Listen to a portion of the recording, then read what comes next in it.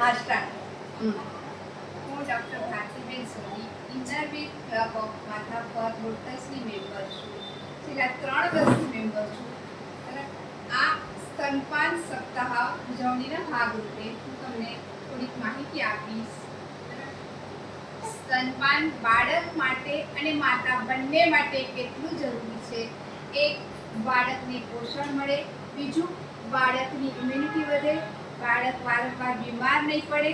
ત્રીજું, એને જેટલું જોઈએ એટલું જ મળશે, વધારે બી નહીં, ઓછું બી નહીં. અને માતા માટે એનું શરીર સુડોળ રહેશે.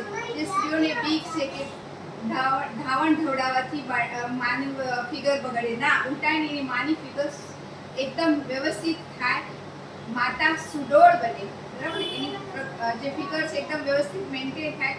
ડિલિવરી પછી જો ફિગર મેન્ટેન કરવી હોય તો એક્સરસાઇઝ કરતાં પણ breast feeding is more important, વધારે જરૂરી છે.